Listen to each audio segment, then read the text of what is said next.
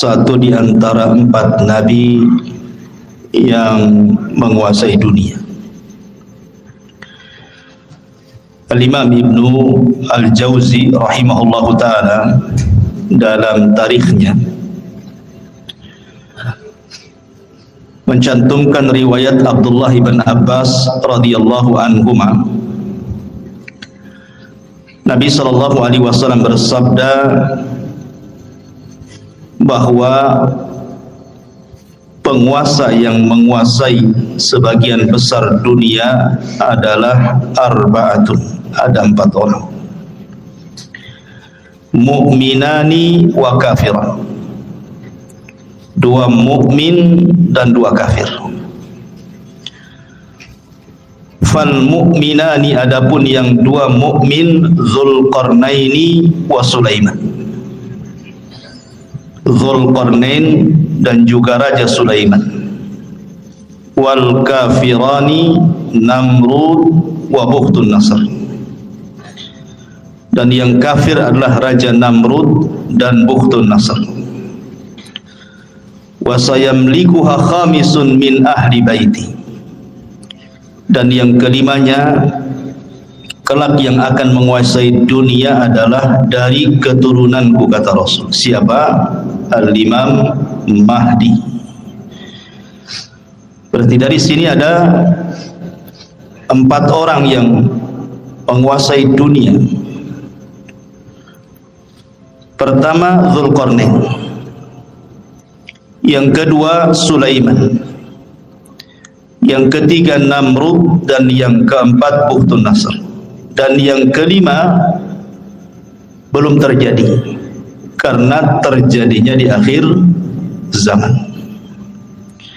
Al-Mahdi Muntadhar, yang banyak orang mengklaim dirinya sebagai Imam Mahdi. Yang terakhir seorang wanita di mana ya? Di Garut atau di Cianjur gitu ya, bahwa katanya kedatangan Imam Mahdi sudah sampai di sana sehingga membuat gempa katanya. Di mana kok ada seorang wanita ngaku Imam Mahdi, ini ceritanya gimana? Imam Mahdi itu laki-laki, keturunan Nabi sallallahu alaihi wasallam. Taib, kita bagi 2 cerita Nabi Allah Sulaiman ini. Kisah yang pertama, kisah Nabi Allah Sulaiman di masa ayahnya masih hidup, Nabi Allah Daud alaihi salam. Kemudian kisah yang kedua setelah wafatnya Nabi Daud. Bagaimana kisah 2 fase ini? Ma'asyiral muslimin yang dimuliakan Allah Subhanahu wa taala, Al-Quran menyebut Sulaiman 16 kali di 6 surat. Pertama dalam surah Al-Baqarah, kedua dalam surah Al-An'am, ketiga dalam surah Al-Anbiya, keempat dalam surah An-Naml, kelima dalam surah As-Saba, dan keenam dalam surah Sad. Inilah surat-surat yang menceritakan tentang kisah Nabi Allah Sulaiman. Di dalam Al-Quranul Karim, Allah Subhanahu wa ta'ala berfirman, wa warisa Sulaimanu Dawuda, dan Sulaiman mewarisi seluruh warisan Daud. Kalimat mewarisi bukan berarti warisan harta, karena Nabi SAW bersabda, nahnu ma'asyiral anbiya, kami para nabi, kata Nabi SAW, tidak pernah mewarisi harta. Ma tarakna sadaqah, apa yang kami tinggalkan itu adalah sedekah. Makanya Al-Imam Muslim meriwayatkan tentang kisah Fatimah radhiyallahu anha bintu Nabi sallallahu alaihi wasallam saat wafatnya Nabi datang kepada Abu Bakar menuntut warisan dari ayahnya Nabi sallallahu alaihi wasallam. Tapi Abu Bakar menjelaskan tidak ada, karena Nabi SAW pernah bersabda, ma tarakna sadaqah, apapun yang kami tinggalkan dari harta itu semua sedekah.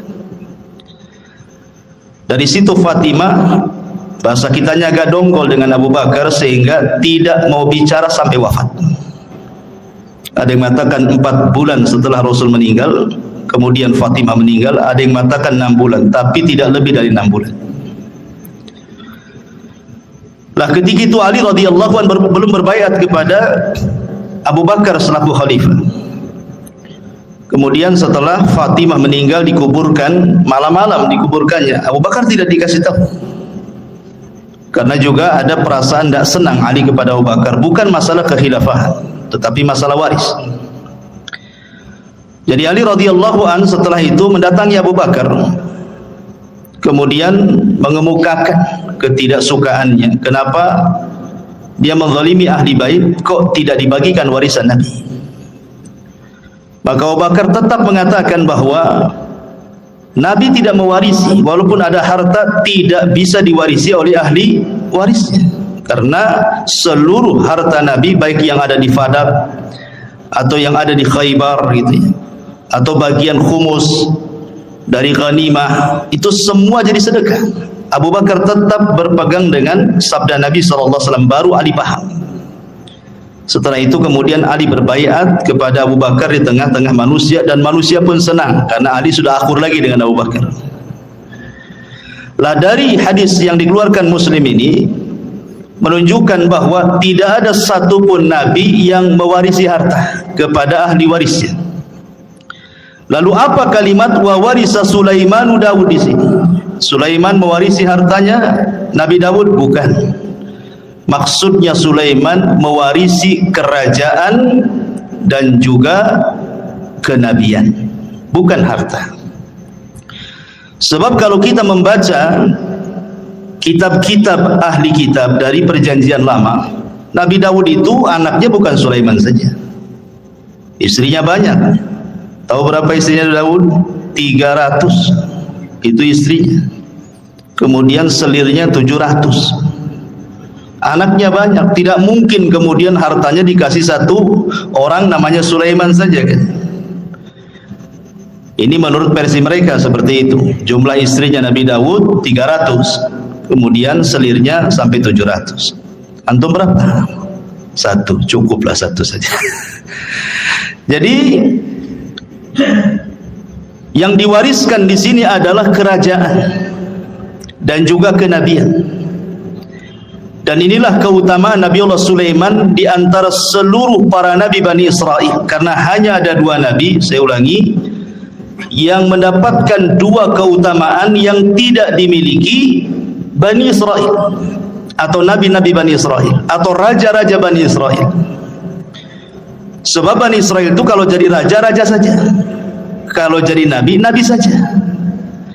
Tetapi Nabi Allah Sulaiman ini menggabungkan dua-duanya seperti ayahnya Daud, raja plus nabi. Itulah keutamaannya Nabi Allah Sulaiman alaihi salatu wassalam. Jadi di sini Sulaiman mewarisi kerajaan dan juga kenabian, bukan harta. Karena Allah Subhanahu wa taala memberikan kepada Sulaiman jauh lebih kaya dibandingkan ayahnya.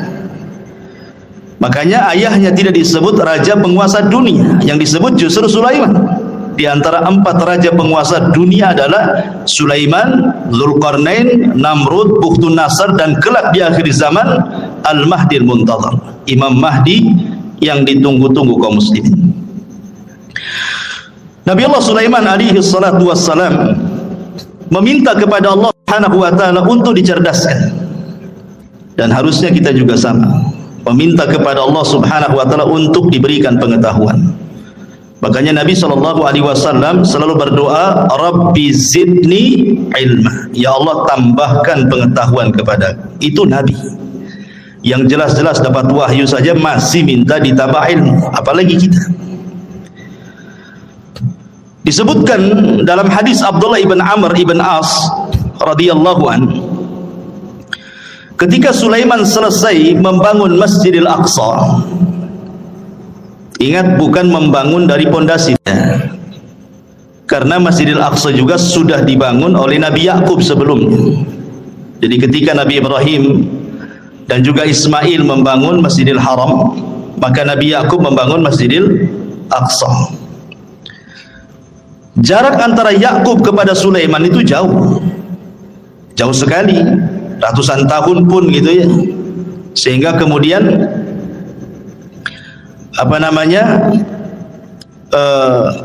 Nabi Allah Sulaiman alaihi salatu wassalam tidak sezaman dengan Nabi Yakub itu. Jadi Nabi Yakub itu Nabi Sulaiman itu bukan membangun dari dasar, tetapi Nabi Sulaiman alaihi salam hanya memperbaharui saja. Dia memperbaharui apa yang sudah ada. Kemudian dibuat pondasi, di atas pondasi. Itulah yang disebut dengan Haikal Sulaiman, yang sekarang sedang dicari-cari oleh orang Yahudi. Haikal itu, bagi orang Yahudi yakin kalau seandainya haikal itu maksudnya pondasi yang dibangun di atas pondasi Masjidil Aqsa sebelumnya itu didapati hari ini, maka mereka akan merobohkan Aqsa, kemudian akan membangun Masjidil Aqsa sesuai dengan Haikal Sulaiman menurut mereka. Kalau itu terjadi, katanya, itulah tanda kemenangan orang-orang Yahudi, karena di situ ketika mereka membangun Masjidil Aqsa sesuai dengan Haikal Sulaiman, maka mereka berkeyakinan akan muncul Matius mereka, penolong mereka. Menurut kita maksudnya adalah Dajjal, tapi Dajjal menurut orang-orang Yahudi itu bagi mereka Matius, penolong mereka. Makanya ketika Dajjal muncul di akhir zaman, apa yang terjadi? Diikuti oleh 70.000 Yahudi Asfahan. Jadi Dajjal itu ditunggu-tunggu oleh mereka gitu ya. Baik. Nah, ketika selesai membangun Masjidil Aqsa, Nabi Sulaiman berdoa dengan 3 doa. Doa yang pertama, kata Nabi Allah Sulaiman alaihi salatu wassalam, sa'alallaha hukman yusadifu hukmahu wa mulkan la yanbaghi li ahadin min ba'di.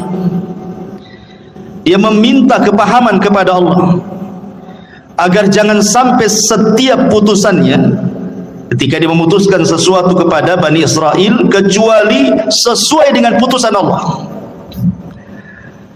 Kemudian yang kedua, dia meminta kepada Allah Subhanahu wa taala agar kekuasaan yang dianugerahkan oleh Allah kepada Sulaiman jangan dimiliki siapapun setelahnya, hanya Sulaiman saja yang punya.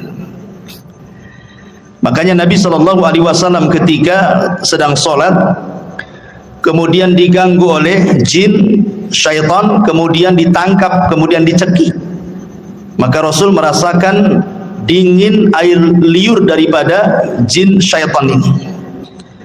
Kemudian Rasul mengatakan, kalau seandainya aku tidak ingat doa Sulaiman, wa mulkan la yanbaghi li ahadin min ba'di, kekuasaan yang tidak boleh dimiliki siapapun, sudah kuikat jin itu di tiang masjid supaya dilihat manusia dan dijadikan mainan, kata Rasul. Artinya dari sini bahwa Nabi Allah Sulaiman alaihi salatu wassalam meminta kepahaman kepada Allah agar jangan sampai putusannya salah. Jangan sampai putusannya salah, kalau bisa sesuai dengan putusan Allah Subhanahu wa taala. Makanya Allah kabulkan keinginan Sulaiman. Allah berikan Sulaiman berbagai macam mukjizat yang luar biasa. Nanti kita jelaskan. Baik, kita akan cerita fase di mana Nabi Sulaiman masih bersama ayahnya Nabi Allah Daud alaihi salatu wassalam berdasarkan Al-Quran dan hadis-hadis yang sahih saja. Adapun kalau ada kisah-kisah Israiliyat itu hanya sekedar pelezat cerita saja, nggak perlu diyakini, nggak perlu didustakan, ya nggak perlu dibenarkan, ya sebagai pelengkap saja. Ma'asyiral muslimin yang dimuliakan Allah Subhanahu wa taala. Suatu ketika ada satu kisah dari 2 wanita yang dua-duanya itu punya bayi. 2 wanita ini sedang mandi ceritanya. Kemudian bayinya diletakkan di samping pemandian. Rupanya ada serigala. Kemudian dimakanlah salah satu bayinya, kemudian dibawa kabur ke hutan. Akhirnya kemudian setelah mandi dua wanita ini, didapati cuma satu bayi. Maka oleh yang paling besar kakaknya wanita ini, diambil bayi itu dan mengatakan, ini milikku. Kata adiknya, bukan, ini milikku.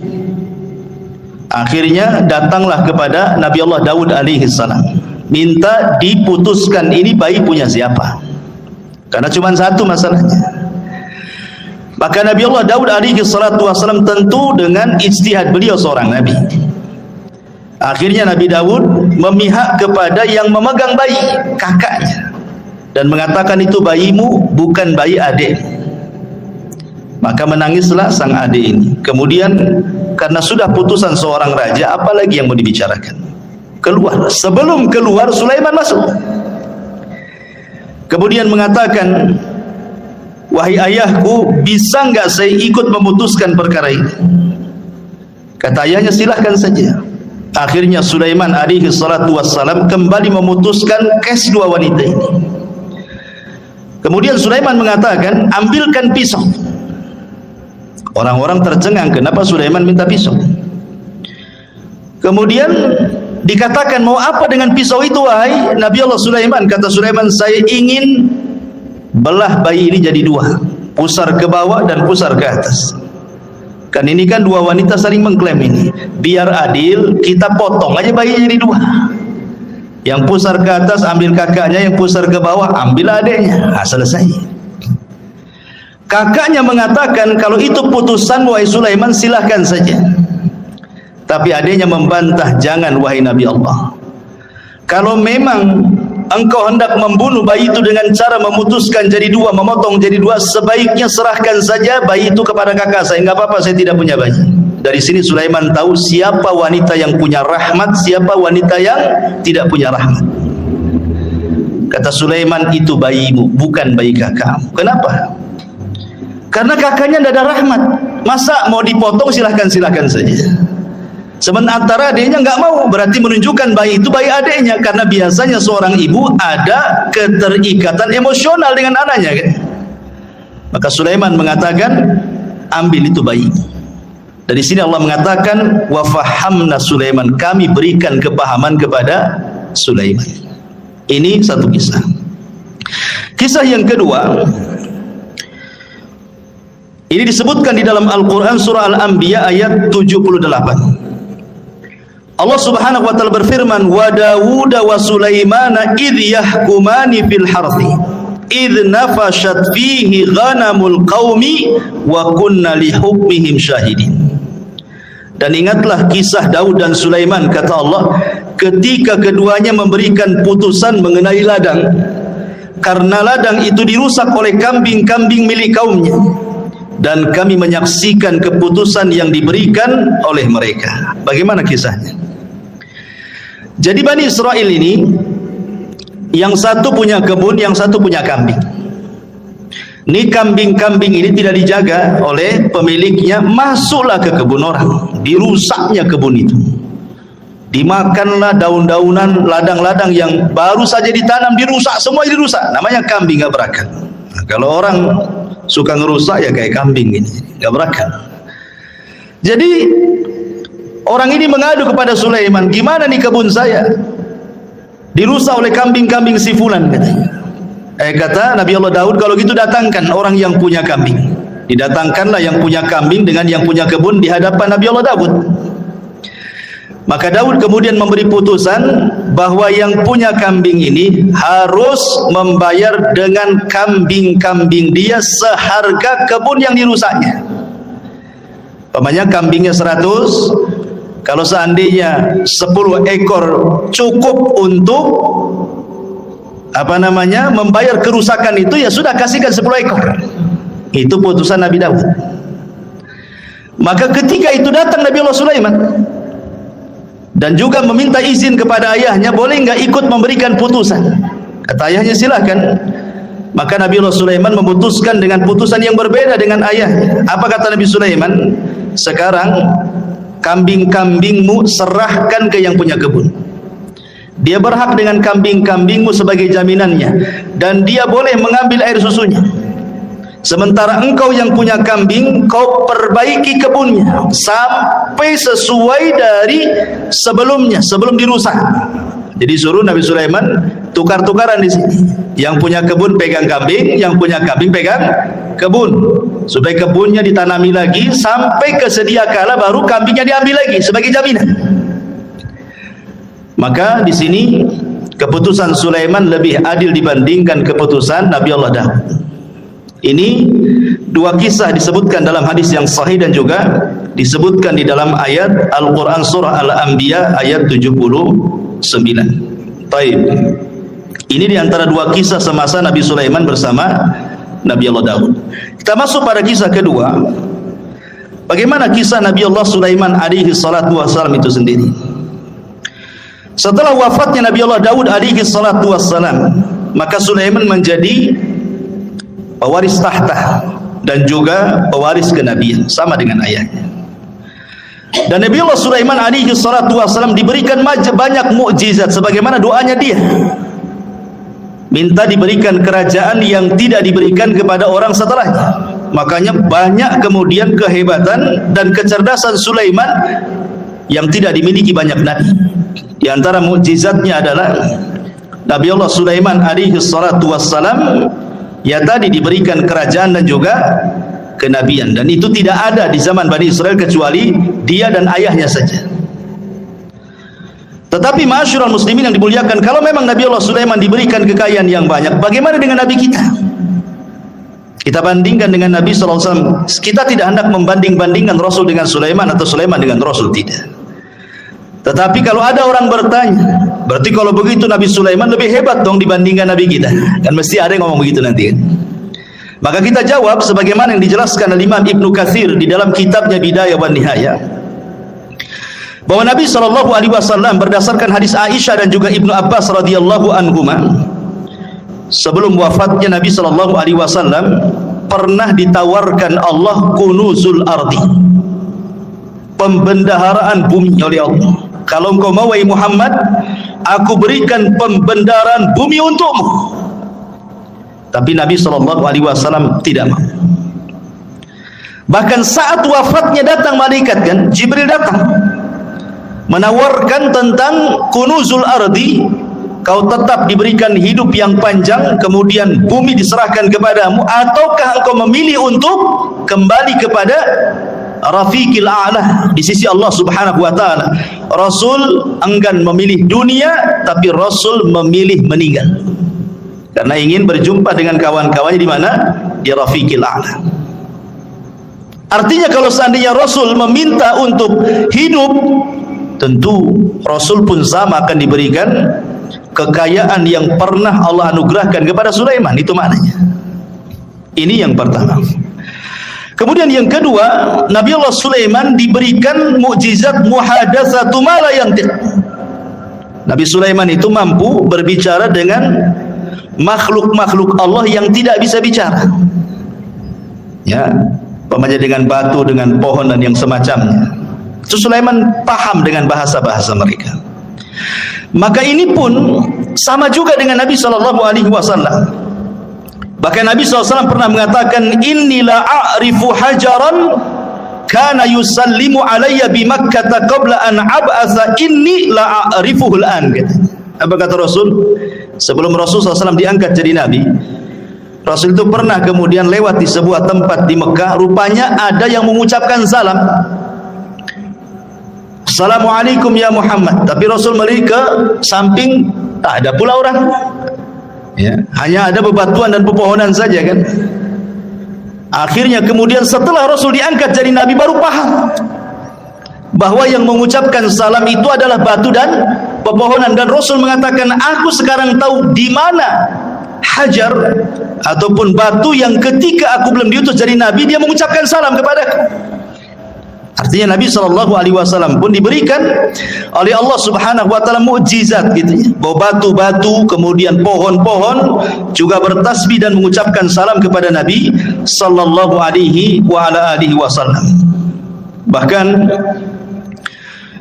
diriwayatkan dari Abi Sufyan dan dia Talha ibn Nafi' dari Anas bin Malik radhiyallahu an, Ja'a Jibril ila Nabi sallallahu alaihi wasallam dzata yaumin wa huwa jalisun hazinun qad hadaba bid-dima' min darbati ba'di ahli Makkah. Jadi suatu ketika Rasul dipukuli ahli Makkah sampai berdarah. Jibril datang untuk menghibur Nabi sallallahu alaihi wasallam. Itulah bagaimana Nabi sallallahu alaihi wasallam luar biasa dalam berdakwah, di permulaan dakwah sampai dipukuli oleh orang Mekah sampai berdarah juga. Maka Jibril mengatakan, atuhibbu an urika ayah. Jadi Jibril ingin menenangkan kesedihan Rasul. Maukah aku tunjukkan kepadamu kuasa Allah? Maka Rasul mengatakan, na'am, tentu. Fa nadhara ila syajaratin min wara'il wadi. Maka kemudian Jibril menatap satu pohon di balik lembah. Faqala, maka Jibril katakan, ud'u tilka syajarata fada'ah. Kau panggil saja pohon itu, maka pohon itu akan tercabut dari akarnya dan akar berjalan dan akan menghadap kamu, katanya. Kemudian Nabi sallallahu alaihi wasallam memanggil betul-betul pohon itu, betul-betul pohon itu tercabut dari akarnya, berjalan menghadap Rasul, mengucapkan salam. Kemudian kata Jibril, murha, perintahkan dia untuk kembali. Maka Rasul pun memerintahkan dia untuk kembali. Kata Rasul, hasbi, cukup, katanya. Artinya kalau Nabi sallallahu alaihi wasallam mau, semua pohon bisa diperintahkan. Ya kan? Kalau mau. Umpamanya kalau Nabi sallallahu alaihi wasallam mau, bisa saja pohon-pohon itu diperintahkan Nabi sallallahu alaihi wasallam, dan ini mukjizat Rasul. Dan sanadnya riwayat ini ala syarti Muslim, berdasarkan syarat Imam Muslim. Kemudian yang ketiga di antara mukjizat Nabi Allah Sulaiman adalah taskhirur riyah, sakharahallahu li Sulaiman. Jadi Sulaiman mampu menundukkan angin. Tentu ada sebabnya kenapa Nabi Allah Sulaiman mampu menundukkan angin, ikhwan. Jadi suatu sore Nabi Sulaiman itu, dan itu disebutkan di dalam Al-Qur'anul Karim ketika kita bicara tentang kuda Sulaiman. Jadi Sulaiman itu suka dengan kuda perang. Jadi sore hari itu Sulaiman saking senangnya dengan kuda-kuda itu, karena kan Sulaiman ahlul jihad. Tentu di zaman itu tidak ada kendaraan untuk perang melebihi kuda. Kalau di zaman sekarang ya ada pesawat, ada tank, macam-macam kan itu ya. Kalau zaman dulu ya kuda saja. Itu binatang yang paling hebat di dalam berperang. Makanya Allah bersumpah dalam Al-Quran, wal adiyati ghabha, demi kuda-kuda perang yang mengeluarkan suara terengah-engah. Dan Rasul mengatakan bahwa di ubun-ubun kuda perang itu ada barokah sampai kiamat. Dan Rasul mengatakan 3 olahraga yang disunnahkan: berenang, kemudian memanah, kemudian berkuda.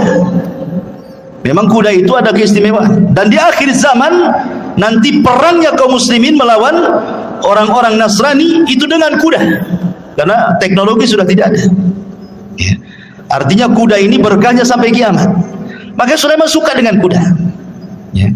Jadi suatu sore dia memandang kudanya, mengelus-ngelus kudanya gitu ya. Dan ingat, ada kuda khusus. Sulaiman itu punya kuda, dia punya sayap.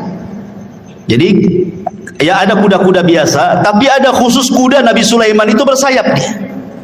Ya, jadi bisa terbang dengan kuda itu dengan sayap. Dari mana kita tahu kudanya Sulaiman itu bersayap? Dari perkataan Nabi SAW, dari senyumnya Rasul ketika Aisyah radhiyallahu masih kecil. Aisyah kan masih kecil kan, usianya masih muda. Jadi suka dengan boneka-bonekaan. Nah, di antara boneka yang di depan Aisyah itu kuda yang bersayap.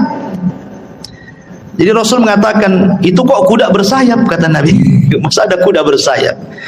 Kata Aisyah radhiyallahu mengatakan, bukankah kau tahu bahwa kudanya Sulaiman juga bersayap, katanya Aisyah. Fadhahikan Nabi SAW. Maka Rasul tersenyum. Ya. Dan Rasul tidak membantah kan, hanya senyum saja kepada Aisyah radhiyallahu anha. Dari sini sebagian ulama beristidlal bahwa ada kuda-kuda Sulaiman itu yang bersayap. Walaupun ada yang membantah bahwa Aisyah ini hanya menukilkan cerita-ceritanya orang-orang Quraisy, dan Rasul juga tersenyum, ya, tidak mengatakan mengiyahkan dan juga tidak mentidakkan. Jadi ada juga yang membantah tidak ada, ya kuda-kuda tidak bersayap. Tapi ada juga yang mengatakan kuda Sulaiman itu ada yang bersayap gitu ya. Jadi saking asiknya dia memandang kuda Sulaiman itu. lupa dia sampai matahari terbenam. Harusnya dia melaksanakan dua rakaat salat, karena salat itu sudah ada sejak zaman dulu. Lihat Zakaria, wa huwa yusalli fil mihrab, dia sedang salat di mihrab, menunjukkan para nabi salat. Ya. Jadi sampai terbenam matahari lupa salat dia, setelah terbenam baru ingat salat. Menyesal Sulaiman. Maka disebutkan di dalam Al-Quranul Karim tentang kisah Nabi Sulaiman ini, idh urida alaihi bil asyi as-safinatul jiyad. Ingatlah ketika pada satu sore dipertunjukkan kepada Sulaiman kuda-kuda yang jinak tetapi sangat cepat larinya. Faqala, maka Allah katakan, inni ahbabtu hubbal khair, menghikayatkan perkataan Sulaiman. Maka dia berkata, sesungguhnya aku menyukai segala yang baik dari kuda, tetapi an dzikri rabbi hatta tawarat bil hijab, yang membuat aku ingat akan kebesaran Tuhanku sampai matahari terbenam. Maka Sulaiman lupa tidak sholat. Ketika dia lupa tidak sholat, dia menyesal. Maka keesokan harinya apa kata Sulaiman? Urudduha alayya fatafika mashan bisuq wal a'naq. Bawalah semua kuda-kuda itu kembali kepadaku. Lalu dia, ada yang mengatakan dalam tafsirnya, memotong kaki dan leher kuda itu, menyembelihnya. Jadi ada dua riwayat, ada dua penafsiran ulama. Ada yang mengatakan Sulaiman tidak menyembelih kuda, karena mustahil. Apa salah kuda? Kenapa disembelih? Sulaiman hanya ngusap saja, kemudian disuruh jauhkan dia dariku. Tapi Allahu a'lam, pendapat yang masyhur dari kalangan ahli tafsir, Sulaiman betul-betul menyembelih kuda itu kemudian disedekahkan. Ikhwan, kuda Nabi Allah Sulaiman menurut keterangan Bani Israel itu, Israiliyat, itu bukan satu dua kuda. Ya, ribuan kuda disembelih dan disedekahkan kepada Bani Israel, fuqara Bani Israel. Lah setelah kemudian Nabi Allah Sulaiman menyembelih kuda-kuda itu karena terlalaikan dari salat, maka kaidah dalam Islam apa? Man taraka syai'an lillahi awadallahu khairan minhu. Siapa yang meninggalkan sesuatu karena Allah, Allah ganti dengan yang lebih baik. Ketika Sulaiman meninggalkan kuda-kuda itu karena Allah, karena melalaikan dia dari salat, Allah ganti yang lebih baik. Apa itu? Allah tundukkan angin. Jadi Sulaiman itu kalau berperang, dia membuat semacam papan kayu-kayu besar gelondongan gitu, kemudian diikat-ikat. Jadilah macam perahu. Ya. Jadi kalau Sulaiman itu mau pergi kemana saja, naik saja dia di atas perahunya. Apa yang perlu dibawa, kuda atau pasukan apa, nanti dia suruh angin untuk mengangkatnya, tinggal pergi. Lebih enak kan? Naik kuda kan? Makanya disebutkan dalam Al-Quran itu, kalau kuda itu mampu berjalan 1 bulan, cuman setengah, pagi berangkat, sore sudah sampai. Kalau naik kuda, sebulan perjalanan. Dan itu berarti Allah berikan yang jauh lebih baik dibandingkan kuda. Itulah sebabnya ditaklukkan angin kepada Nabi Allah Sulaiman alaihi salatu wassalam. Taib. Bagaimana dengan Nabi sallallahu alaihi wasallam? Apa keutamaan yang mungkin setara dengan ditundukkan angin kepada Nabi Allah Sulaiman? Maka Imam Ibnu Katsir rahimahullahu taala menyebutkan beberapa perbandingan. Beliau mengatakan, amma taskhirur riyah li Sulaiman faqad qala Allahu fi sya'nil ahzab. Kalau memang Sulaiman ditundukkan angin sehingga mudah untuk berperang melawan musuh-musuhnya, maka Rasul pun diberikan oleh Allah Azza wa Jalla dengan mukjizat yang sama yang dicantumkan dalam surah Al-Ahzab. Ya ayyuhalladzina amanu udhkuru ni'matallah alaikum idh ja'atkum junudun fa arsalna alaihim rihan wa junudan lam tarauha. Wahai orang-orang yang beriman, ingatlah nikmat Allah atas kalian ketika kami datangkan tentara-tentara kami, kata Allah, dalam bentuk angin, dan juga tentara-tentara yang tidak dilihat, maksudnya malaikat. Ya. Jadi kalau Sulaiman untuk berperang mereka atau dia dan juga pasukannya dibawa oleh angin, maka Allah Subhanahu wa taala juga memberikan mukjizat, tentara-tentara Allah membantu Rasulullah, termasuk angin dan juga para malaikat. Makanya ada istilah nusirtu bis sabah wa uhlikatil adu bid dabur, kata Rasul. Aku ditolong dengan angin pagi dan kaum Ad dihancurkan dengan angin sore. Makanya sepanjang sejarah Nabi SAW tidak berperang. Kalau menyerbu sebuah kaum, tidak pernah menyerbu siang, sore atau malam. Maka Rasul akan menyerbu di waktu subuh. Kalau terdengar azan, Rasul tidak menyerbu, menunjukkan daerah itu daerah Islam. Dari sini istidlalnya para ulama membedakan negeri Islam dengan negeri kafir itu dari suara azan. Jangan seperti orang-orang yang terpaham radikal membedakan negara Islam dengan negara kafir itu dari segi undang-undang. Undang-undang kita ini mengacu kepada Belanda, tauhid. Negara kita kan negara tauhid nih, kayak dia aja yang muslim tuh. Ya. Bukan itu yang membedakan negara Islam dengan negara kafir. Kalau dalam negara itu banyak saut-sautan adzan, berarti negara Islam tuh. Kalau ada sebagian negara kita memang tidak sesuai dengan apa yang diturunkan Allah dan Rasulnya, ini bukan pembeda bahwa negara itu dikatakan negara tauhid seperti negara kita ini. Ini bukan negara tauhid. Ya. Kita ini negara Islam, walaupun sebagian undang-undangnya tidak mengacu kepada Islam. Kenapa? Berdalil dengan hadis tadi. Kalau Nabi SAW mendengar suara azan, Rasul tidak menyerah, Rasul pulang. Tapi kalau Rasul tidak mendengar suara azan, berarti negeri kafir itu diserang sama Nabi. Berarti kalau masih dengar suara azan bersaut-saut, apalagi negeri kita luar biasa, bukan dari masjid saja. Musola berserak, sampai ringtone handphone pun suara azan. Apalagi gitu ya. Ma'asyiral muslimin yang dimuliakan Allah Azza wa Jalla, kembali.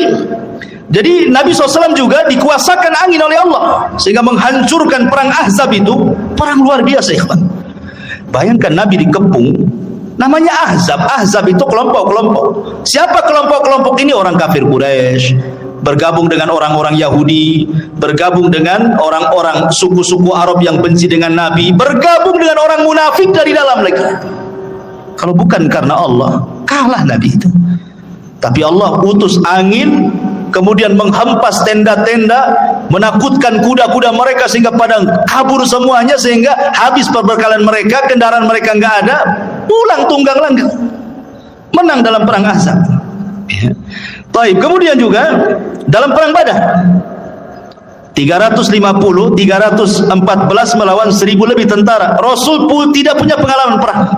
Sahabat yang dibawa pun bukan sahabat pilihan, karena dalam perang Badar itu tidak ada tuntutan sahabat ikut, karena memang tujuannya bukan perang.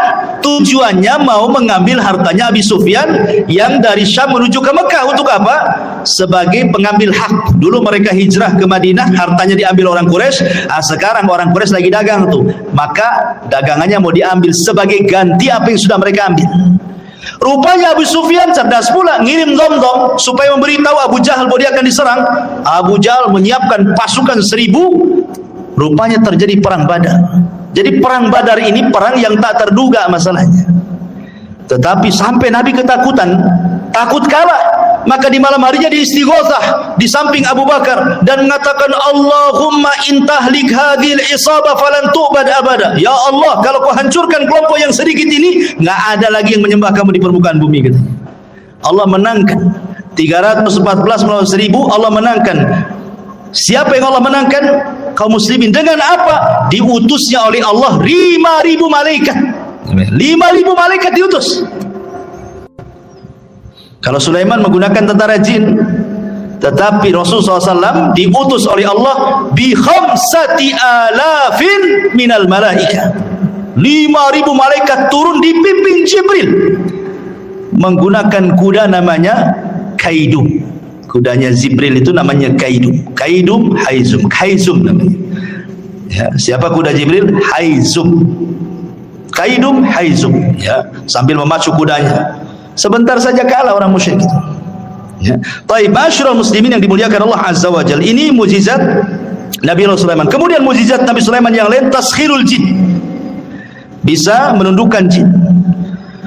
Dan itu disebutkan di dalam Al-Qur'anul Karim, wa minal jinni man ya'malu baina yadayhi bi'idni rabbih wa man yazik minhum an amrina nudhikhu min adzabis sa'ir ya'maluna lahu ma yasha' min mahariba wa tamathila wa jifanil kal jawab wa qudurir rasiyat. Dan sebagian jin yang bekerja di hadapan Sulaiman, di bawah kekuasaan Sulaiman dengan izin Allah, dan siapa yang menyimpang di antara mereka kalangan jin dari perintah kami, kami rasakan kepada mereka azab neraka yang apinya menyala-nyala. Maka para jin bekerja untuk Sulaiman sesuai dengan apa yang dikehendakinya. Di antaranya membuat gedung-gedung tinggi, patung-patung, piring-piring besar seperti kolam dan periuk-periuk yang tetap berada di tungkunya. Jadi membuat periuk besar, kuali yang tidak bisa diangkat kecuali jin. Saking besarnya kuali itu untuk masak. Ya. Bahkan sebagian mereka dirantai jin-jin itu. Karena ada jin-jin itu yang mereka tidak nurut, makanya perlu dirantai dan diawasi. Ya, kalau punya proyek Sulaiman itu membuat gedung-gedung besar, maka Sulaiman akan duduk mulai dari terbit sampai terbenam matahari. Bagaimana jin itu bekerja? Sehina itulah jin di mata Sulaiman. Ya, karena itu mukjizatnya Sulaiman bisa menundukkan jin. Baik. Masyarul muslimin yang dimuliakan Allah Azza wa Jalla, maka Nabi SAW pun sebenarnya kalau tidak teringat dengan doa Sulaiman, tentu dia pun bisa menundukkan jin, kan itu. Kan tadi sudah saya ceritakan Rasul ketika sholat diganggu oleh syaitan, ada yang mengatakan iblis, langsung iblis yang mengganggu. Kemudian dicekik oleh Nabi. Kemudian dia meniatkan untuk mengikat di tiang masjid. Kemudian Rasul teringat dengan doa Sulaiman. Wa mulkan la yanbaghi li ahadin min ba'di. Bahwa tidak boleh ada orang yang punya kekuasaan sepeninggalku. Ketika Rasul ingat ini, Rasul melepasnya. Ya. Artinya bahwa Nabi SAW juga bisa menundukkan atas izin Allah Subhanahu wa taala kalau Rasul mau, kan itu. Tapi Rasul teringat doanya Nabi Sulaiman. Makanya Rasul kemudian melepaskan. Dan ini juga di antara mukjizat Nabi SAW. Lebih-lebih kalau di bulan Ramadan, apa yang terjadi? Sufidati syayatin. Ya, Nabi SAW diberikan kabar gembira oleh Allah Subhanahu wa taala, "Idza ja'akum Ramadan futihat abwabul jannah wa ghuliqat abwabun niran wa sufidati syayatin." Pintu surga dibuka, pintu neraka ditutup, setan-setan diikat semua. Ditundukkan oleh Allah Subhanahu wa taala untuk nabinya apabila datang bulan Ramadan. Ya. Kemudian juga di antara mukjizat Nabi Allah Sulaiman adalah fahmu lughatil hayawan. Sulaiman paham dengan bahasa binatang. Contoh ketika Nabi Sulaiman ini menyiapkan pasukan besar untuk menyerang. Kemudian lewat ke sebuah lembah. Di lembah itu ada pasukan semut. Tiba-tiba kemudian salah satu semut atau pimpinan semut mengatakan, "Ya ayyatuhan namlu dukhulu masakinakum la yakhtimannakum Sulaiman wa junuduhu wa hum la yash'urun." Hei pasukan semut, kata pimpinan, segera kalian masuk ke rumah-rumah kalian. Sebentar lagi Sulaiman dan pasukannya mau datang. Jangan sampai menginjak kalian kemudian mati dan mereka tidak sadar. Lihat husnudzonnya semut kepada Sulaiman dengan kalimat tidak sadar. Artinya kalau kalian terinjak itu bukan karena kesalahan mereka, karena mereka tidak sadar menginjak kalian, itu maksudnya. Itulah husnudzonnya binatang. Binatang aja bisa husnudzon sama orang. Kita ini suudzon saja sama orang gitu. Enggak ada husnudzonnya aja. Ini juga kemudian Sulaiman mendengar dari kejauhan. Dia paham bahasa semut. Apa yang terjadi? Ketika Sulaiman mendengar pimpinan semut ngomong begitu, fatabassama dhahikan min qauliha. Sulaiman tersenyum, habis itu tertawa lebar karena paham dengan ucapannya. Kemudian Sulaiman karena diberikan anugerah seperti itu, dia bersyukur.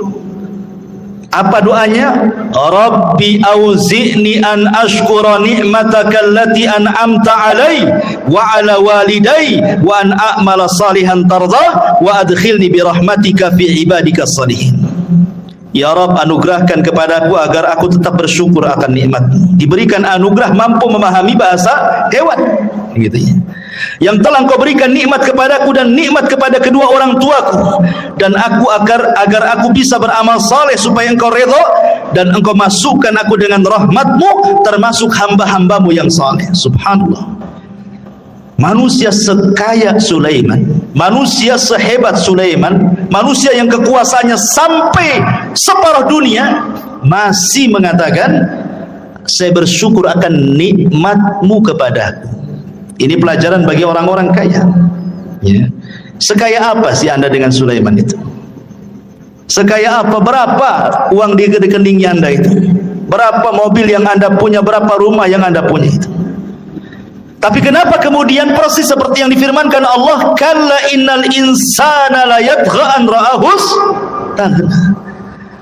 Ternyata kekayaan itu sirru tughyan, rahasia bejatnya orang.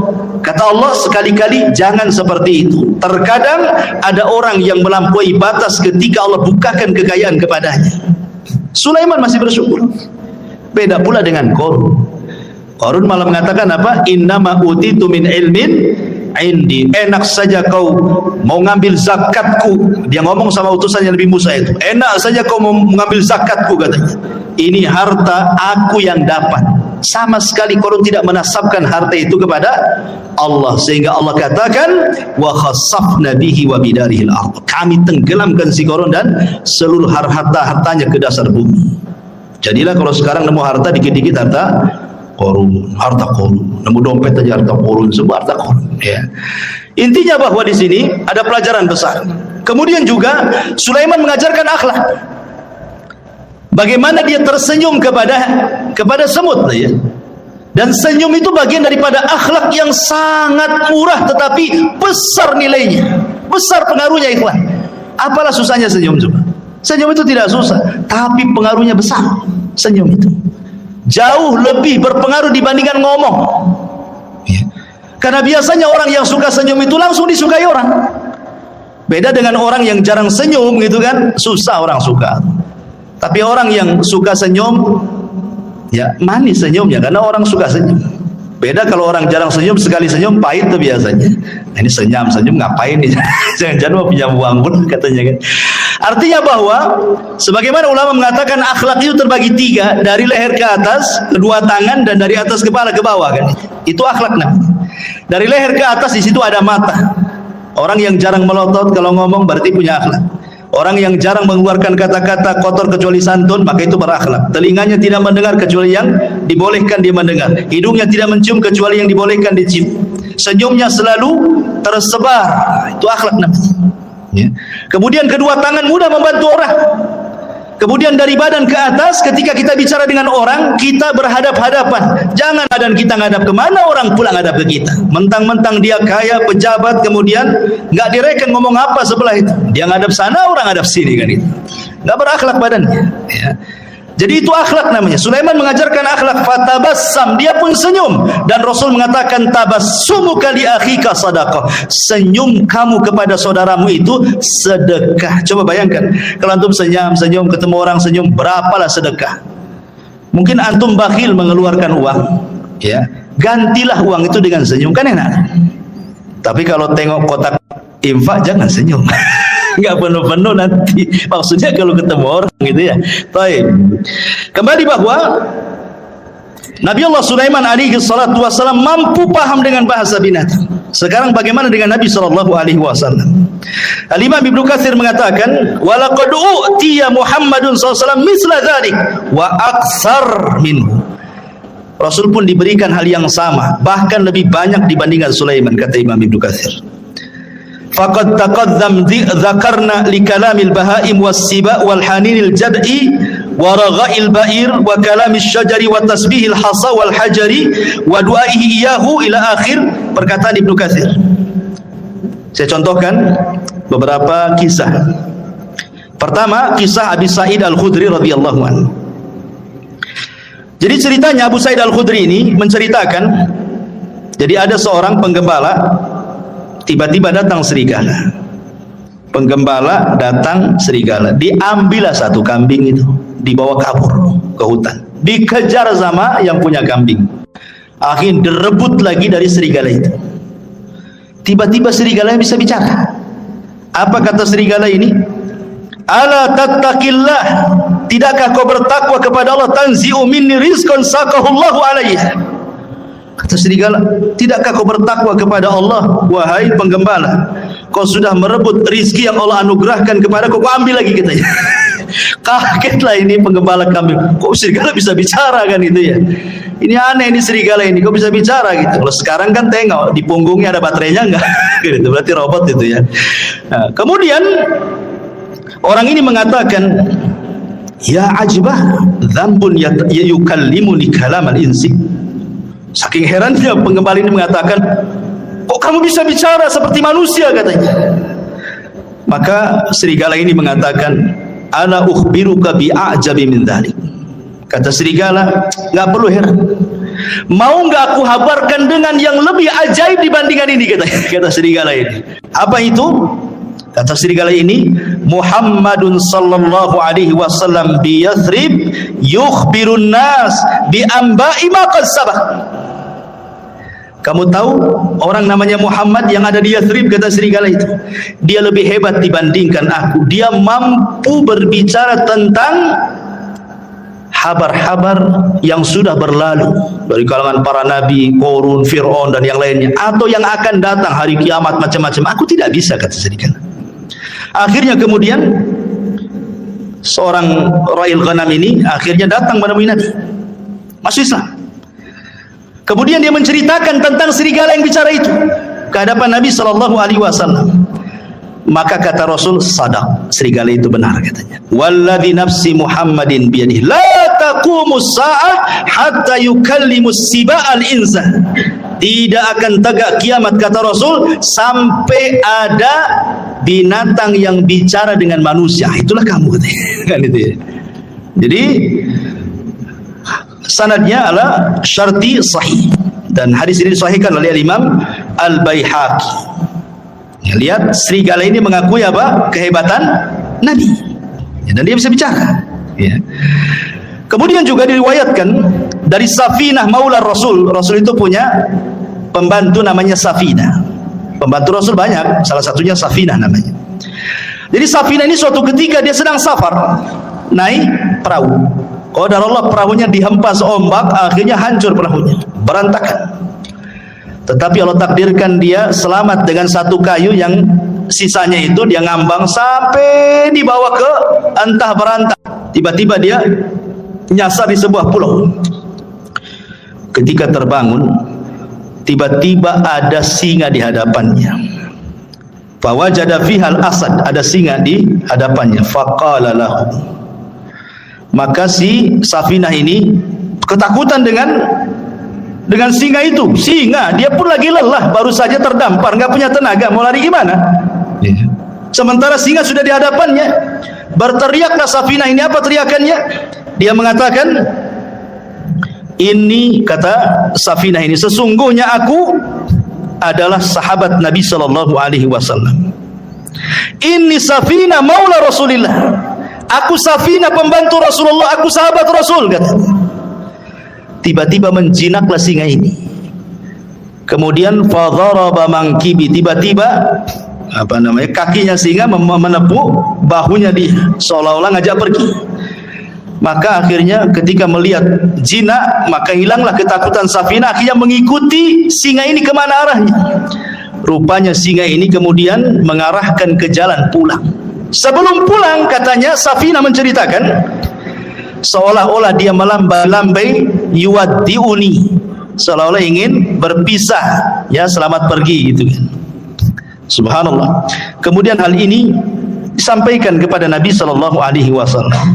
Ya, binatang disebut saya pembantu Nabi, langsung jinak. Luar biasa, kan nggak menghadap Nabi. Nabinya di mana? Safinah hanya beritahu, saya ini pembantu Nabi. Tadinya singa yang garang jadi lunak gitu.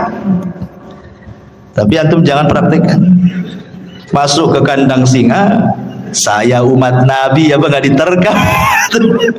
Ya. Jadi ini menunjukkan ikhwatul fillah dimuliakan Allah Azza wa Jalla, bagaimana singa itu tunduk dengan hanya ucapan saya adalah khadimun Nabi. Luar biasa, ya. Ini juga disebutkan Imam Ibnu Katsir dalam kitabnya Al-Bidayah wa Nihayah. Kemudian juga disebutkan dari Abdurrahman ibn Abdullah ibn Mas'ud, dari bapaknya, dia mengatakan, kunna ma'a Rasulillah SAW fi safarin famararna bi syajaratin fiha farha hamratan fa akhadnahuma. Kata Abdurrahman ibn Abdullah ibn Mas'ud, dari bapaknya, dia berkata, kami pernah safar bersama Rasul dalam peperangan. Tiba-tiba kami ini melihat ada burung cantik di atas pohon, cantik sekali. Kemudian naiklah salah seorang kami, diambilnya telurnya itu, diambil telur burung itu. Tiba-tiba fa'aja'at al-hamra ila Rasulillah sallallahu alaihi wasallam, maka induknya datang burung ini, kemudian menghadap Nabi sallallahu alaihi wasallam seolah-olah dia menceritakan bahwa ada kehilangan telurnya ini. Maka Nabi SAW langsung membariskan pasukan dan mengatakan, man faja'a hadza bifarkhaiha, siapa yang menyakiti anak burung ini, katanya. Kok Rasul tahu gitu ya? Rasul kan tidak tahu. Yang ngasih tahu apa? Burung. Melapor kepada Nabi sallallahu alaihi wasallam. Maka Rasul mengatakan, rudduhuma, balikan anaknya. Kemudian dalam riwayat, rudduhu rahmatan biha, kembalikan. Kalian harus punya kasih sayang. Ya. Sahabat mengembalikan. Artinya bahwa kalau Nabi SAW juga diberikan oleh Allah Subhanahu wa ta'ala mujizat yang sama, paham dengan bahasa binatang, sampai Imam Ahmad meriwayatkan dari musnadnya kisah tentang Anas bin Malik radhiyallahu anhu, bahwa suatu ketika Anas bin Malik radhiyallahu anhu masuk bersama Rasul di haid min haidil Ansar, di ganggang kota Ansar, kota Madinah, ya. Apa yang terjadi? Kata Anas bin Malik radhiyallahu anhu, tiba-tiba datang seekor ghanamun fasajadat lahu. Tiba-tiba lari seekor kambing, sujud pula di hadapan Nabi. Ya. Sahabat nengok, ada kambing sujud di hadapan Nabi gitu.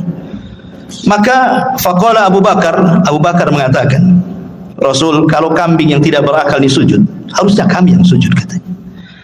Tapi Rasulullah mengatakan, la yambagi an yasjuda ahadun li ahadin walau kana yambagi li ahadin an yasjuda li ahadin la amartul mar'an tasjuda li zawjiha. Tidak boleh. Kalau Allah perintahkan aku untuk merintahkan kalian sujud di antara kalian, maka yang pertama kali aku peruntukkan sujud bukan kalian kepadaku, tapi seorang istri sujud kepada suaminya karena besarnya haknya. Tetapi aku tidak diperintahkan untuk itu. Ada yang mengatakan hadisnya lemah, tetapi ada yang sahih yang dikeluarkan Musnad Imam Ahmad juga tentang kisah unta yang mengejar Rasul. Tiba-tiba Rasul sedang naik keledai bersama Jabir, disusul sama unta itu. Setelah untanya di depan, tiba-tiba ia buruk sujud di hadapan Rasul. Kemudian Rasul turun, dilihatnya unta itu nangis, diusap air matanya. Kemudian Rasul entah berbincang-bincang apa dengan unta, sahabat tidak tahu. Tiba-tiba Rasul berdiri, berteriak, man sahib hadzal jamal, siapa pemilik unta ini? Tiba-tiba ja'a fatan minal ansar, datang anak muda dari Ansar, ana ya Rasul, saya Rasul. Maka Rasul marah dan mengatakan, afala tattaqillah fi hadhil bahimati allati malakakallahu iyyak. Tidakkah kau bertakwa kepada Allah? Allah sudah kuasakan unta kepadamu. Kenapa engkau tidak merawatnya? Innaka tuji'uhu wa tut'ibu. Kau hanya membuat unta sakit dan engkau membuat unta lapar. Kau hanya bisa mempekerjakan saja, tidak bisa mensejahterakan. Rasul paham juga dengan bahasa unta. Ya. Ini mukjizat, artinya kalau Sulaiman juga paham dengan bahasa semut dan binatang-binatang yang Rasul pun sama, bahkan lebih, kata Ibnu Katsir, dibandingkan Nabi Allah Sulaiman alaihi salatu wassalam. Kemudian juga yang lainnya di antara Sulaiman isalatun nuhas, mampu mencairkan tembaga persis seperti bapaknya. Kan bapaknya itu kan bisa membuat baju besi kan, tanpa harus dibakar, dikasih pandu besi. Nah, Sulaiman juga seolah-olah tangannya panas, besi tinggal dikual-kual, bila baju besi. Makanya Allah mengatakan, wa arsalna lahu ainal qitr, kami alirkan cairan tembaga bagi Sulaiman. Artinya Sulaiman mampu untuk membuat baju besi cukup dengan tangannya, persis seperti mukjizat bapaknya Nabi Allah Daud alaihi salatu wassalam. Ini diantara mukjizat-mukjizat yang Allah Subhanahu wa taala anugerahkan kepada Sulaiman. Ada satu kisah dari Abu Hurairah radhiyallahu anhu, hadis ini dikeluarkan Imam Ahmad dan disahihkan oleh Imam Hakim, walaupun ada sebagian melemahkan. Jadi suatu ketika kharaja Sulaiman alaihi salam tasqi fara'a namlatan mustalqiyatan ala dhahriha rafi'atan qawami'aha ila sama taqulu Allahumma inna khalqun min khalqi laisa bina ghaniyun an suqiyak faqala irji'u faqad suqitum bida'wati ghairikum. Jadi Sulaiman ini kan waktu itu terjadi pacaklik di Bani Israel, hujan lama, enggak turun-turun hujan. Jadi Sulaiman mau pasukan untuk sholat istisqa di lapangan. Tiba-tiba kemudian Sulaiman melihat ada semut sedang terlentang menghadap ke langit, dan Sulaiman mendengar doanya semut itu. Apa doa semut ini?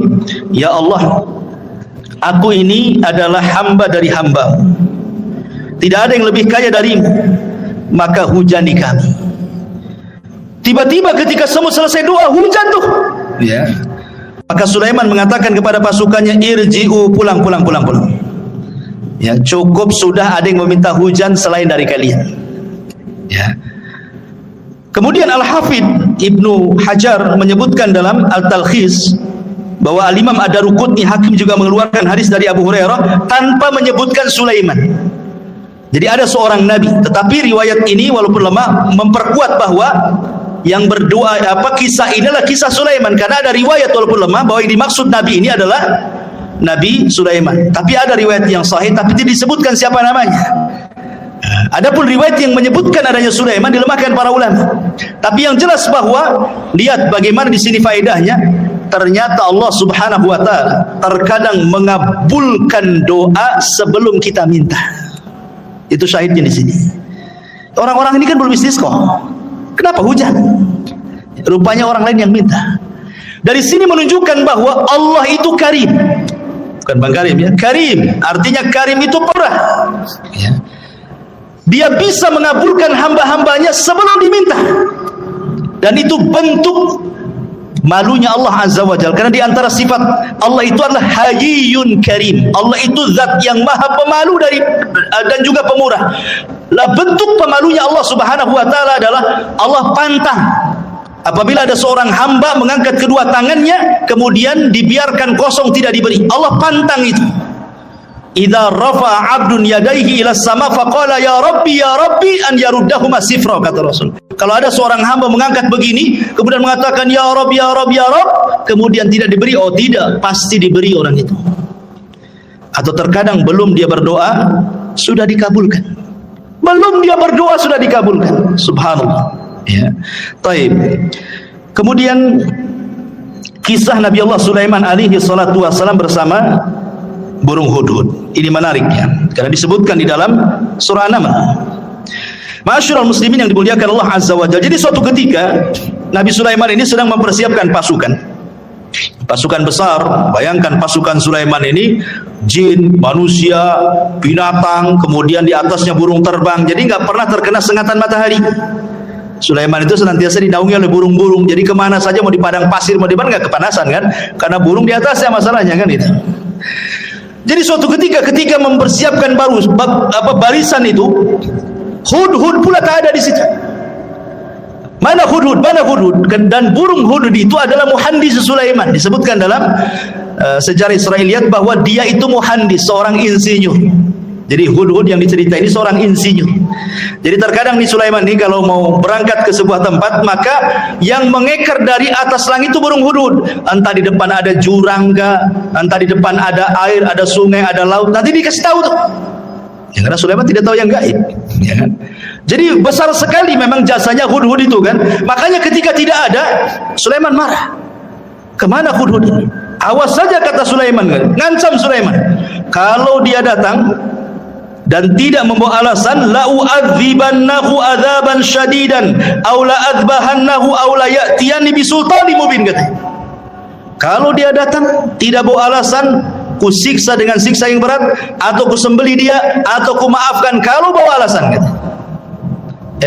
Ternyata famakatha ghaira ba'id. Ternyata hudhud sudah datang.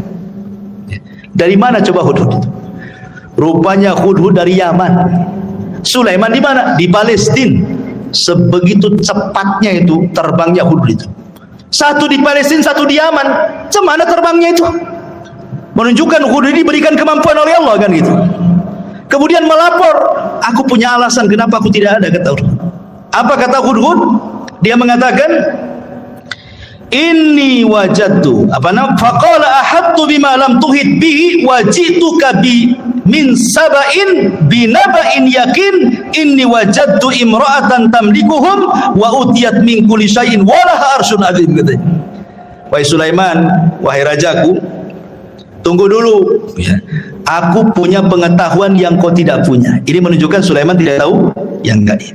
Kalau dia tahu yang gaib tentu tidak akan ancam-ancam hudhud. Ya. Jadi Nabi itu tidak tahu yang gaib. Hatta Sulaiman yang banyak mujizatnya sekalipun tidak tahu yang gaib. Buktinya Hudhud mengatakan, aku punya ilmu yang kau tidak punya, katanya. Dan di sini menunjukkan tawadhu'nya seorang Sulaiman, raja besar, penguasa dunia, masih mendengarkan alasan. Enggak diktator dia. Kalau diktator main cincang aja lah kan gitu ya. Dia jadi tawadhu Sulaiman. Kalau punya alasan ngomong bahasa kita ya kan. Dia mengatakan begini, wahai Sulaiman, aku baru terbang ke Yaman. Aku temui di Yaman ada kerajaan besar. Rupanya yang memimpin seorang ratu, katanya. Itu kerajaan luar biasa, katanya. Memuji kerajaan itu. Masalahnya, kata Hudhud, mereka ini wajadtuha wa qaumaha yasjuduna lisyamsi min dunillah wa zayyana lakumus syaitanu a'malakum fasaddahum anis sabil fahum la yahtadun. Tapi sayang, wahai Nabi Allah, dia dan kaumnya menyembah matahari, bukan Allah yang disembah. Dan setan sudah menyesatkan mereka, menghalangi jalan Allah, dan mereka tidak dapat petunjuk, katanya. Subhanallah. Hudhud membawa risalah apa? Risalah tauhid, menunjukkan bahwa semua hewan tidak suka kesyirikan. Kalau anda tahu, semua hewan tidak suka kesyirikan. Orang yang melakukan kesyirikan itu dibenci hewan. Lihat Hudhud di sini. Dia menyampaikan soal kesyirikannya kerajaan Ratu Balqis itu. Ya, jadi kalau ada orang yang melakukan kesyirikan, bukan kita ahli tauhid saja yang tidak suka, burung pun tidak suka. Ini Hudhud itu tidak suka dengan orang yang nyembah selain Allah ini. Kemudian diceritakan alasannya, setan sudah menghiasi mereka sehingga mereka tersedari Allah. Dari sini menunjukkan bahwa kesesatan apapun, kata Hudhud, pasti sutradaranya setan. Kalau ada orang nyimpang, orang sesat gitu ya, berarti dalangnya setan tuh di belakangnya itu. Hudhud ngasih tahu tuh sama kita. Ya. Akhirnya kemudian Sulaiman ya nggak begitu percaya saja. Namanya habar itu bisa ya bisa tidak kan gitu. Makanya Sulaiman akhirnya gini saja. Kita lihat as-sadaqta am kunta minal kadhibin. Kita lihat beritamu, apakah engkau termasuk orang dusta ataukah benar beritamu itu. Jangan asal cerita saja, bawa bukti, katanya. Nih aku akan tulis surat. Bawa surat itu ke ratu yang ada di sana. Akhirnya ditulis. Lah tulisannya salah satunya apa? Bismillahirrahmanirrahim. Jadi pertama yang menulis Bismillahirrahmanirrahim itu Nabi Sulaiman. Sebelum Nabi kita, Nabi Sulaiman sudah menulis Bismillahirrahmanirrahim min Sulaiman, dari Sulaiman. Itu sejarah awal Bismillah itu. Ketika Ratu Balqis sedang duduk-duduk, datang si Hudhud itu ngasih surat. Dibaca surat itu, kagetnya bukan kepala. Ya. Habis itu kemudian dia kumpulkan tuh pembesar-pembesarnya Ratu Balqis ini. Kemudian Ratu Balqis mengatakan, qalat ayyuhal mala inni ulqiya ilayya kitabun karim. Telah sampai kepadaku surat yang karim. Lihat, Ratu Balqis menghargai surat itu. Dia tahu karena isi surat itu dari seorang nabi. Ya. Kemudian Ratu Balqis mengatakan, ya ayyuhal mala aftuni fi amri ma kuntu qati'ata amran hatta tashhadun. Sekarang bagaimana pendapat kalian? Ini raja maunya kita masuk Islam, kalau tidak dia serbu kita, katanya. Kata raja-raja ini, kata para pembesarnya, tunggu dulu wahai ratu, nahnu ulu quwwatin wa ulu ba'sin syadid wal amru ilaiki fangduri madza ta'muri. Tenang, kita ini kerajaan besar, tentara kita kuat, kita hadapi sajalah, katanya. Tapi putusan tetap kepadamu, nurut kepada Ratu Balqis. Ratu Balqis ini orang berakal, makanya dia mengatakan kepada para pembesarnya, ingat, innal muluk idza dakhulu qaryatan afsaduha wa ja'alu a'izzata ahlaha adillata wa kadzalika yaf'alun. Ingat, siapapun negerinya, manapun negerinya, kalau sudah diserang musuh, pasti orang mulia akan jadi hina, nanti jadi tawanan, ya, nanti akan dibunuh, nanti anaknya, ibunya jadi yatim, menjanda, macam-macam lah kan gitu. Ini bahaya, ndak usah lah kayak gitu. Gini sajalah, kata Ratu Balqis, dia kan ngaku nabi. Gimana kalau seandainya kita kirim hadiah banyak-banyak saja? Kita lihat, kata Ratu Balqis, kalau memang dia seorang nabi, pasti dia akan tidak akan menerima hadiah ini. Tapi kalau dia raja yang haus kekuasaan, pasti diterima. Kita lihat nabi atau bukan, katanya. Itu cerdas Ratu Balqis tuh. Dikirim hadiah banyak-banyak. Ya. Ketika kemudian Sulaiman mendapatkan hadiah itu, Sulaiman mengatakan, qala atumidunani bimal Fama atani Allah khairun mimma atakum bal antum bihadiyatikum tafrahun. Kata Sulaiman, enak saja kalian kirim hadiah katanya. Aku sudah punya semuanya, yang aku miliki, yang Allah berikan itu jauh lebih baik daripada yang kau miliki, kata Sulaiman. Dia, Sulaiman selalu menasabkan kepada Allah di sini. Apa kata dia? Atumiduni bimali fama atani Allah. Ini bahasanya. Yang Allah berikan kepadaku, kata Sulaiman, jauh lebih baik dibandingkan yang Allah berikan kepada kalian, hai Balqis, katanya. Begitulah seorang muslim, harusnya apapun nikmat sekecil apapun nasabkan ini dari Allah, gitu maksudnya. Ini Sulaiman orang kaya, penguasa, tapi masih menasabkan kepada Allah terus, kan gitu. Kita sudah kere, sudah miskin, ini uang saya, enak saja suruh sedekah, kan. Masyaallah muslimin yang dimuliakan Allah Azza wa Jalla. Akhirnya kemudian Ratu Balqis sedikit ngeper juga, ternyata seorang nabi, karena Sulaiman sudah tahu siapa dia, kan itu ya. Dan Sulaiman tahu bahwa Ratu Balqis akan masuk Islam. Dari mana tahunya? Dari akalnya yang cerdas. Dia tidak mau perang, malah ngirim hadiah. Jadi Sulaiman mengira-ngira ini pasti dapat hidayah wanita ini. Makanya kemudian Sulaiman akhirnya apa? Punya siasat, dikumpulkannya pasukannya, jinnya, orang soleh dikumpulkan. Apa kata Sulaiman? Sebelum si Balqis datang ke sini, baiknya istananya kita pindahkan dari Yaman ke sini, katanya. Siapa yang bisa mindahkan istananya Ratu Balqis ke hadapanku, kata Sulaiman. Akhirnya qala ifritun minal jin, bangunlah jin ifrit. Ifrit itu di bawahnya iblis, ya. Di bawahnya ifrit ada namanya Marodah yang diikat di bulan Ramadan itu. Apa kata jin ifrit? Ana atika bihi qabla an taquma min maqamik. Aku bisa mendatangkan istana itu, wahai Sulaiman, sebelum kau bangkit dari tempat dudukmu di singgasanamu itu. Menunjukkan bahwa jin punya kekuatan, bisa memindahkan sebuah istana, kan? Bisa dipindah. Apalagi mindah uang di celengan, paling mudah itu. Ya, kalau antum punya uang di celengan kok hilang, jangan-jangan dipindah ifrit. Pas dicek tak ada lubang, betul lah dipindah jin. Tapi kalau ada lubang itu bukan jin yang mindah, orang rumah itu yang mindah. Baik. Jadi akhirnya ifrit mengatakan, perintahkan aku saja, sebelum kau bangkit istana sudah sampai di sini. Qala alladhi indahu ilmun minal kitab. Tiba-tiba seorang yang mempunyai ilmu dari kita berkata, ana atika bihi qabla an yartadda ilaika tarfuk. Kalau aku tidak, wahai Sulaiman, perintahkan aku saja sebelum matamu berkedip sudah sampai istana itu. Terjadi silang pendapat, siapa orang ini? Kok sakti kali dibandingkan ifrit nih? Ada 4 penafsiran para ulama. Ada yang mengatakan bahwa dia adalah Jibril. Jibril turun dan mengatakan, saya akan mindahkan. Penafsiran yang kedua, ini ifrit tapi yang muslim, yang satunya kafir, yang mengatakan sebelum kau bangkit itu adalah ifrit kafir. Tetapi yang mengatakan sebelum berkedip ini ifritnya muslim. Itu satu penafsiran yang lain. Penafsiran yang ketiga, Sulaiman sendiri yang ngomong begitu. Aku bisa memindahkan sekejap sebelum aku berkedip sudah sampai. Tapi pendapat yang masyhur dari kalangan para ulama bahwa yang memindahkanlah seorang laki-laki yang bernama Asif ibnu Barkhiyah. Asif pakai shad, Asif ibnu Barkhiyah, dialah orang kepercayaannya Nabi Musa yang diajar, yang mampu menguasai Ismul A'zam, nama-nama Allah yang agung. Kalau dalam Islam itu ada namanya Asmaul Husna. Di antara Asmaul Husna itu ada namanya Ismul A'zam. Menjadi perselisihan para ulama, Ismul A'zam dalam Asmaul Husna itu apa? Ada yang mengatakan Al-Hayyu, ada yang mengatakan Al-Qayyum, ada yang mengatakan Allah. Wallahu alam. Pokoknya tidak tahu mana yang satu. Kalau antum berdoa membaca Asmaul Husna 99 itu, insya Allah doa antum dikabulkan, karena pasti akan membaca Ismul A'zam.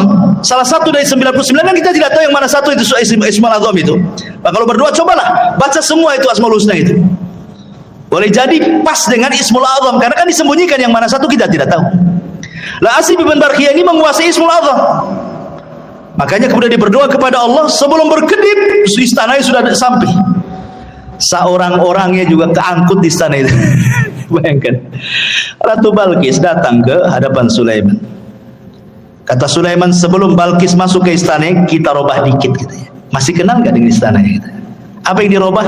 Tehelnya, keramiknya dirobah. Dibuat apa? Dibuat kaca. Ya.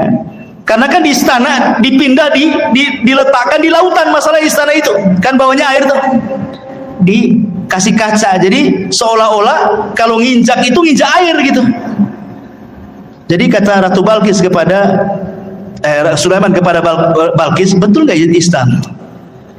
Kayaknya iya, kayaknya tidak katanya. Dia ragu-ragu deh.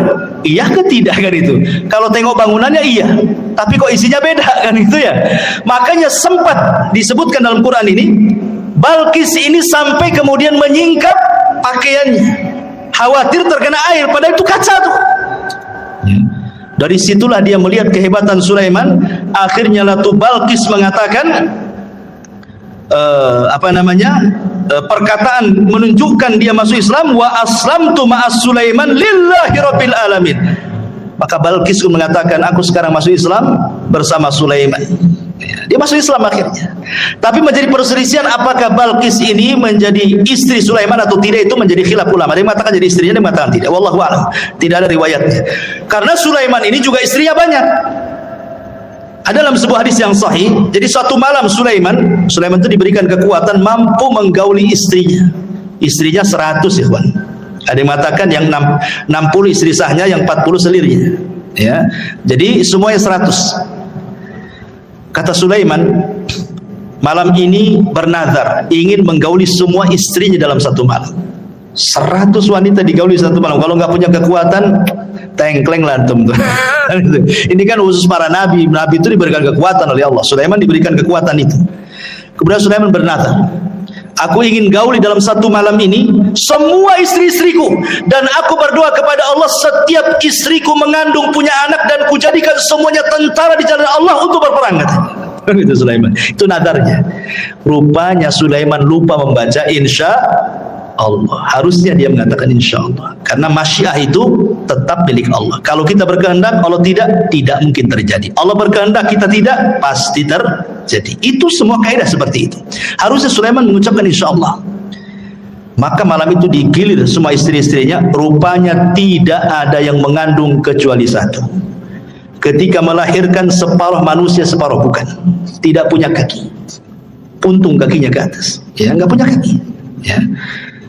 Itulah makanya kenapa walaupun dia seorang nabi, tetap masyiah itu milik Allah, kehendak itu milik Allah. Makanya penting mengucapkan insya Allah. Apapun mengucapkan insya Allah.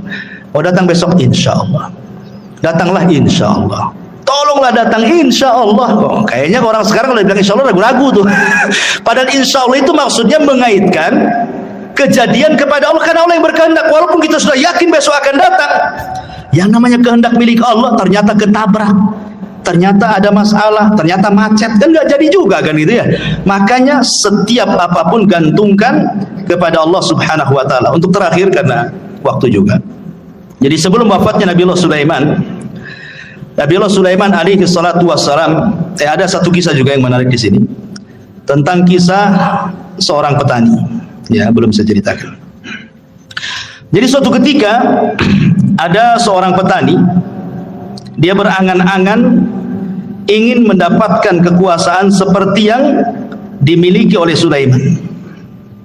Akhirnya kemudian angin itu tiba-tiba kemudian memberitahu Sulaiman bahwa ada orang yang berangan-angan ingin seperti dia. Angin yang menceritakan kepada Sulaiman. Maka Sulaiman pun datang, kemudian menemui petani itu dan mengatakan, wahai petani, janganlah kau berangan-angan sesuatu yang kau tidak mampu. Jangan. Ya, dan di sini juga ada berdoa itu sesuai dengan kemampuan. Jangan berdoa kepada Allah meminta sesuatu yang mustahil antum dapat. Walaupun kita tahu bahwa bagi Allah tidak ada yang mustahil, tapi kan kita melihat kenyataan. Ya, umpamanya antum ini hanya kerja ya gaji mungkin pas-pasan, serabutan, tukang bangunan ke ojek online atau apa gitu kan. Berdoa, ya Allah, jadikan aku presiden, umpamanya kan. Buatkan aku istana besar. Ya mustahil juga. Bagi Allah tidak mustahil, tapi kan kita tahu kemampuan kan. Ya, seperti orang ini kan meminta kepada Allah supaya diberikan seperti yang diberikan kepada Sulaiman kan. Maka Sulaiman mengatakan, janganlah meminta sesuatu kecuali yang engkau mampu. Kata Sulaiman, demi Allah, tasbihnya engkau satu kali, la tasbihatun wahidatun, kata Sulaiman, khairun minad dunya wa ma fiha. Kau cukup bertasbih, subhanallah, itu lebih baik dibandingkan dunia dan isinya, kata Sulaiman. Subhanallah ya, keistimewaan tasbih ya, subhanallah. Baik, jadi sebelum wafatnya Sulaiman tadi saya sudah jelaskan, Sulaiman membangun Masjidil Aqsa. Kemudian berdoa kepada Allah Subhanahu wa taala dengan 3 doa. Ya, salah satunya doanya apa? Supaya Sulaiman diberikan hukum yang tidak menyelisih hukum Allah. Yang kedua, agar kerajaannya yang sudah dikuasai jangan diberikan kepada orang yang setelahnya. Yang ketiga, siapapun yang datang ke Masjidil Aqsa tidak berniat kecuali untuk sholat, keluar seperti bayi yang dilahirkan tidak punya dosa.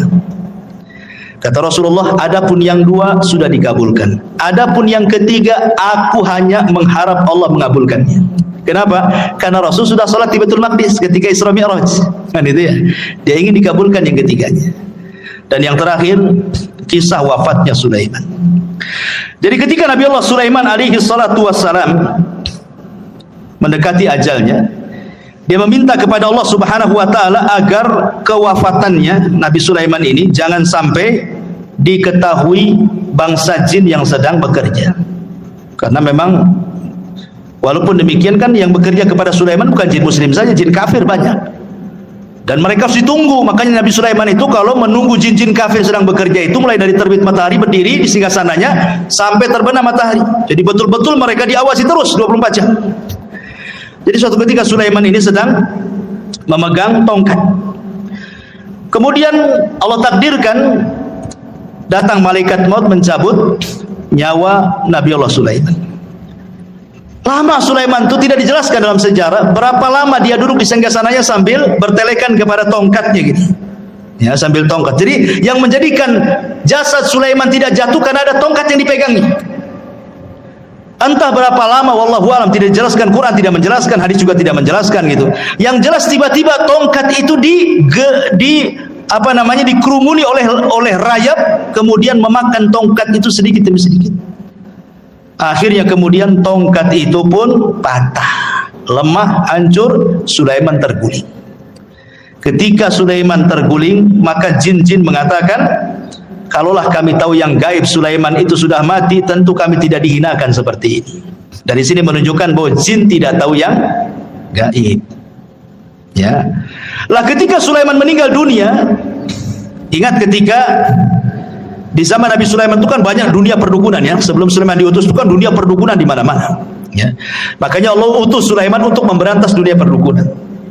Makanya diutus Asif ibn Barkhiyah tadi untuk mengambil semua buku-buku dukun-dukun itu. Kemudian diancam dukun-dukun itu, kalau masih melakukan praktek perdukunan dibunuh. Maka tidak ada berani satupun dukun yang melakukan praktek perdukunan. Mereka diminta tobat dan mentauhidkan Allah. Kemudian buku-bukunya disimpan oleh Asif ibn Barkhiyah di sebuah kotak dan itu diletakkan di bawah singgasana Sulaiman. Sulaiman pernah ngancam, siapa yang mengambil buku sihir ini, kalau dia manusia aku bunuh dia, kalau dia dari kalangan jin terbakarlah dia. Ketika Sulaiman meninggal dunia, jin tidak bisa mendekati karena terkena sumpahnya Sulaiman, kalau diambil sama dia kan terbakar.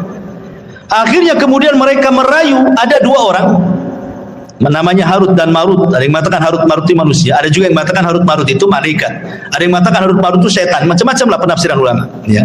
Tapi yang jelas bahwa akhirnya diambillah oleh Harut dan Marut ini, kemudian diajarkan kepada manusia.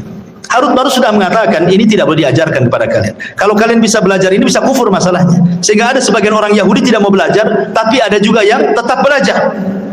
Akhirnya kemudian tersebarlah kesyirikan sihir kembali setelah Sulaiman wafat. Ya. Lah jin ini, iblis ini yang kemudian menghasut orang-orang untuk mengambil buku sihir di bawah singgasana Sulaiman, mengatakan, kalian tahu nggak kenapa Sulaiman bisa menundukkan angin, bisa menundukkan ini itu macam-macam? Dia itu punya sihir. Kalau kalian tidak percaya, tolong di bawah singgasananya ada buku-bukunya. Kalau kalian ingin seperti Sulaiman, ambil pelajari katanya. Dari sinilah muncul keyakinan Yahudi bahwa Sulaiman itu bukan nabi, tetapi tukang sihir. Makanya di zaman Nabi SAW ketika Rasul kemudian memuji Sulaiman, menjelaskan tentang mujizat-mujizat Sulaiman, orang-orang Yahudi Madinah tidak terima dan mengatakan Sulaiman bukan nabi, Sulaiman itu penyihir. Ketika itulah turun surah Al-Baqarah 102, wattaba'u ma tatlu syayatin ala mulki Sulaiman wa ma kafara Sulaiman walakinna syayatina kafaru yu'allimuna an-nasa sihra ila akhiril ayat. dan mereka mengikuti apa yang dibacakan oleh setan-setan di zaman kerajaan Sulaiman. Sulaiman tidak kafir, artinya Sulaiman tidak mengajarkan sihir. Lalu siapa yang mengajarkan sihir itu? Setan-setan itulah yang mengajarkan sihir. Jadi kita katakan bahwa Sulaiman itu nabi, tapi orang Yahudi mengatakan dia sihir, penyihir. Nauzubillah. Makanya Allah turunkan wattaba'u ma tatlu syayatin ala mulki Sulaiman wa ma kafara Sulaiman walakinna syayatina kafaru yu'allimuna an-nasa as-sihra wa ma unzila 'alal malakaini bi Babila Harut wa Marut. Wallahu alam. Kisah Harut Marut panjang, tidak perlu dikisahkan, di lain kesempatan saja. Ini di antara kisah singkat dari Nabi Allah Sulaiman. Wallahu alam. Mudah-mudahan ada manfaatnya. Subhanaka bihamdika asyhadu an la ilaha illa anta astaghfiruka wa atubu ilaik. Allahu ta'ala alam. Assalamualaikum warahmatullahi wabarakatuh.